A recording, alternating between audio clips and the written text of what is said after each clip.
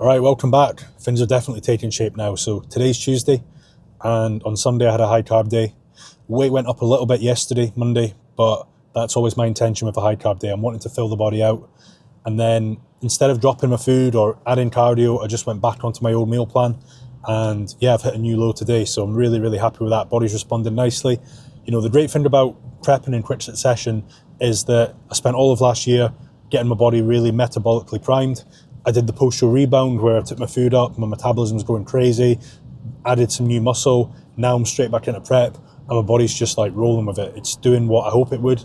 And that can sometimes go the opposite way, because if you've had to diet ridiculously hard in a prep, say your start point was poor, you can then have this like metabolic down regulation where when you try and go into another cut too soon, your body just won't respond. But because my prep last year was like nice and steady, and I've fed it, you know, October, November, December, then I've been able to, you know, go into this prep without having to do anything too drastic to get the ball rolling. The first couple of weeks I did have to make some good food drops because my body's just typically like that at the start of every prep. It can be quite stagnant unless I force it. But once I have got past that, it just, you know, rolls with it. It just does what I hope it would. So yeah, really happy with how things are going in terms of body weight and fat loss. It took a while to get under 100 kilograms. Not that I was really trying to, because if I can get better and better at 100 kilograms, then why not? But yeah, I'm like 99 today. So yeah, just under it. Remember, my stage weight was like 83, 84. So still a long way to go to get down close to that, which I don't think I will be. I think I'll be like 5 kilograms heavier versus October, which is awesome. But yeah, training today is going to be my back fitness session. So I'm doing 2 back sessions a week. Tuesday is fitness, Saturday is width. So today I'll be doing like 4 rows and 1 pull down. And then on Friday I'll be doing 4 pull downs and 1 row. So I'd still do a little bit of the width today, but just 1 exercise. But I really, really like this approach. I've never done it before. I've always done, you know, either back once a week, which means you have to just give 50% fitness, 50% width. Or if I have done it, you know, maybe like every 5 days, if I was on like a 2 on 1 off split, or every 6 days that would be, I would just do 50-50 again. I would never consider doing, you know, width and fitness, even though I know there's merit to doing that. But now, you know, I'm hitting the back twice in a 7-day period, and I've got fixed sessions, the fixed strain split. I'm able to then prioritize certain areas, and I think it's really important because, you know, let's say you really want to bring your chest up, it makes sense to do a chest day.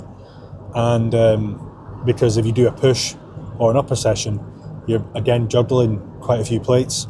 Whereas if you do a chest day, you can just focus on the chest. And it's the same with back width and back fitness. If you're somebody that maybe builds lats better than you build fitness, or the opposite, fitness better than lats, then something's always going to get a little bit better growth when you're doing that kind of 50-50 approach in your back workout.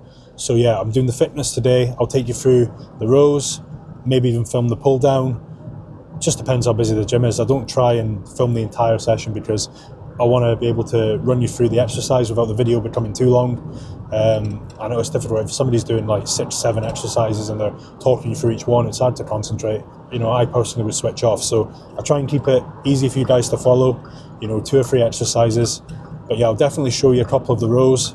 Right, so first exercise of this fitness session is the Gym Leco T-Bar.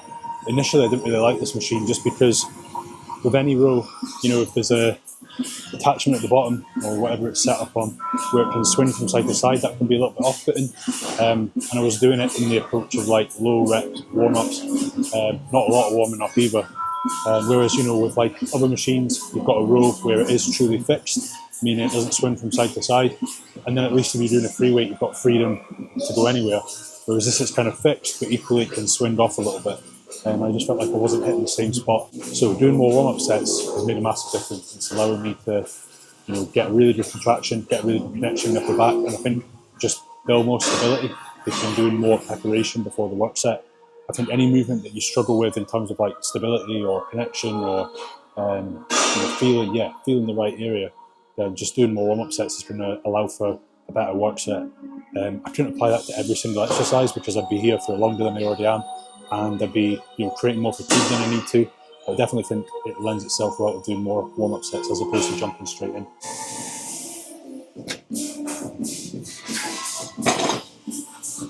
So yeah, doing 10 rep warm-ups on these. So yeah, starting off with 20 kilos, and I'm going to build up to 40. So I'll probably just do 5 kilo increments like last week, 20, 25, 30, 35, 40, and then just 2 work sets once I hit 40. So the first set of 40 will be to failure, and then I'll just repeat that weight for another work set. And then next week I'll reassess, do I need to go up 2.5 kilos, 5 kilos on that last set? Ideally 5 kilos, because I think rather than jumping up with these small like 1.25, 2.5 kilo increments like I do on the majority of my exercises, on this one my approach will be more so, do 40 kilos as the top weight for like 3 weeks, 4 weeks, and then just jump straight to 45 and do that for a few weeks before moving up to 50, as opposed to those small little increments you typically do. And I feel like spending those few weeks at 40 means that you really solidify that weight, so that 2.5 isn't really necessary. You can jump straight up 5 kilos, especially with all that warming up. It's safe to do so, and you can gauge on your warm-ups whether or not 5 kilos will be too much. But yeah, definitely don't want to treat it like other progressive overload exercises, adding tiny little bits of weight every time. So yeah, probably going to max out with 40. I'll cover a few more for warm-up sets, probably like the last 2, the last one, and I'll show you my 2 for at least one of my work sets, because you'll see again, I'm still trying to aim for that pause and stretch, pause in the contraction. Whether it's 20 kilos, 25 kilos or 40 kilos, it doesn't matter.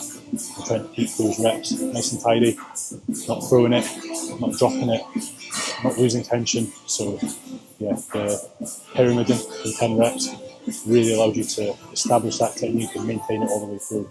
Alright, so last warm-up set on this, 35 kilos. It's quite close to my top weight. Most exercises I won't always approach it like this. Obviously on the leg press, the other video that I showed, I was doing the 10 rep increments and just jumping up 20 kilos a side each time. That's a 40 kilo gap. Obviously it's a bigger movement, but this is only a 5 kilo gap, and then I'm going for my top set. So yeah, it's a lot of kind of volume leading up to that first work set, which does compromise the weight a little bit, but I much prefer that approach to just doing very little warming up and jumping straight in, because otherwise I won't get the same connection in the back. So I'm happy with compromising on weight to ensure that I get total control of the load, pausing in the stretch, holding the contraction, really feeling those upper back muscles contract, feeling the shoulder blades really retract. Otherwise, if I didn't do the more extensive warm-up, I just did like a few reps and then jumped up. I could probably do 55, 60 kilos for the same reps, but I much prefer this approach of building up in pyramids. For this particular exercise, other ones I won't waste that much energy, especially as you get further into the session, but it's good on the first movement for a muscle. So yeah, get this done. Again, 10 reps, and then next set will be the work set.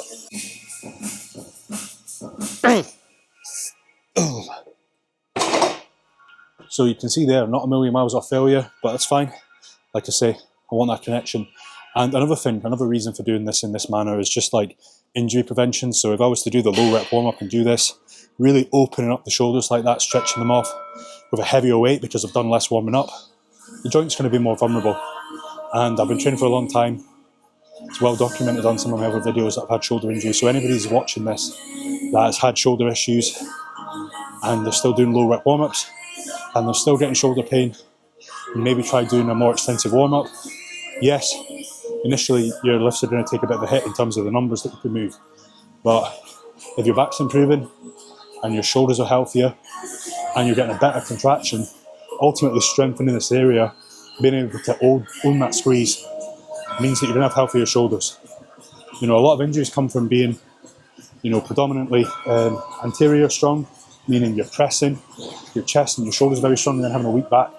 And for a lot of people think they have a strong back because they move a lot of weight, but that's forearms and biceps. Strong back is being able to contract against that load, really retract the shoulder blade, so that's what I'm aiming for here. Anyway, work set.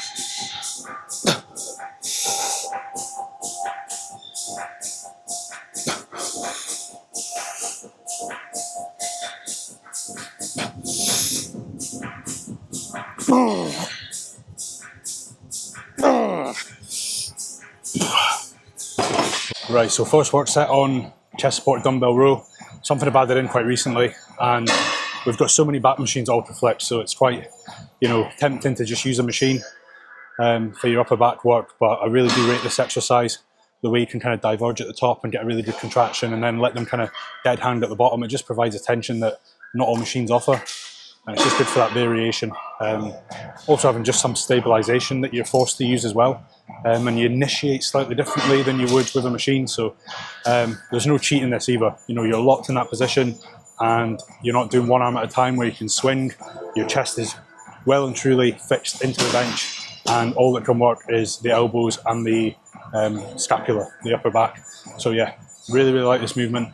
Not something I go extremely heavy on. You know, I'm working in around the 10 to 12 rep range to ensure that I get a good contraction and that my forearms don't take over. I don't think it's a good exercise for like 6 reps or something like that. So yeah, typically 10 to 12. Last week I did the 25s and I got 12. I did the 22s and I got 12. So I'm taking both sets up 2.5 kilos this week. So if I get 10, I'll be really happy with that, just to land within the rep range. But yeah, first work set on this.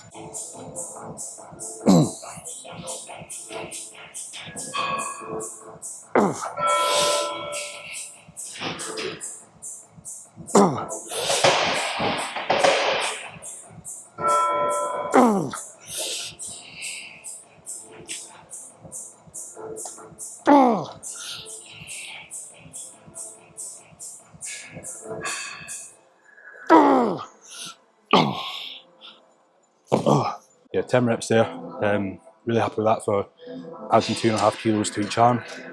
But yeah, really good contraction. You can see there, fighting for that squeeze right at the very top. So yeah, really tough movement. Weight-wise, you're never going to be able to do something crazy on this.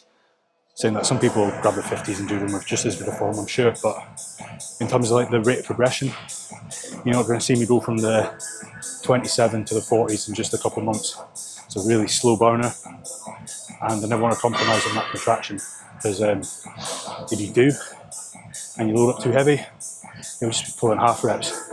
And you can see on there that I'm really trying to get right back on every single rep to ensure that fully contracting those upper back muscles. But yeah, got really good.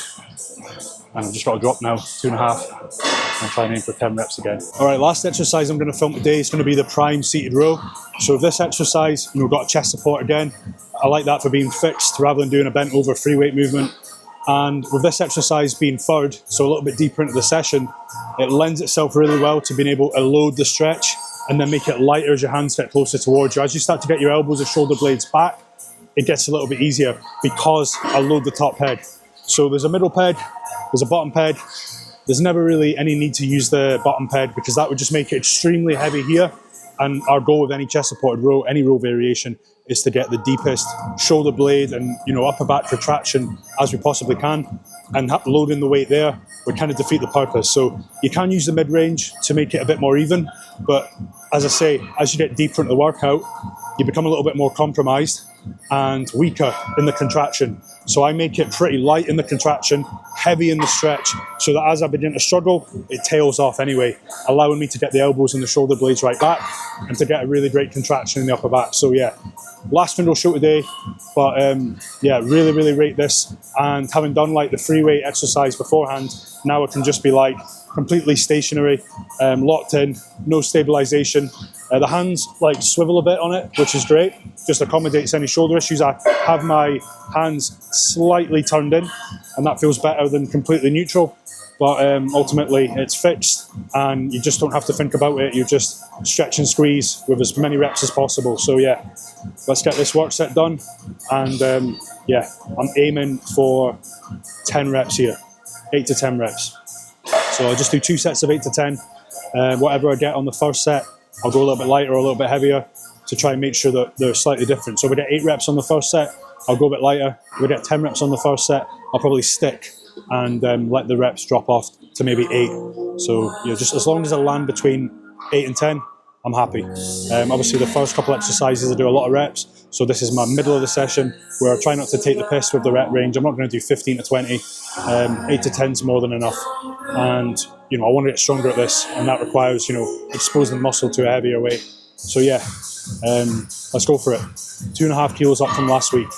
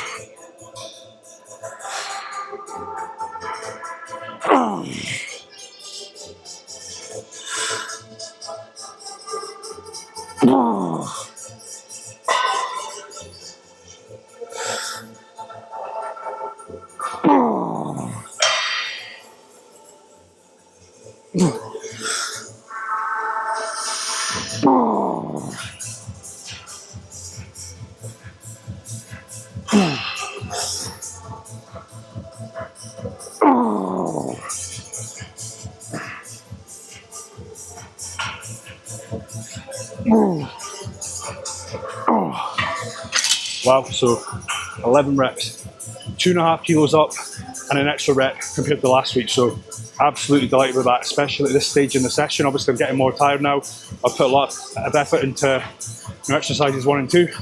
So I wasn't expecting it to take that much of a progression. So yeah, very, very pleased. And I won't need to go back to last week's weight on the second set.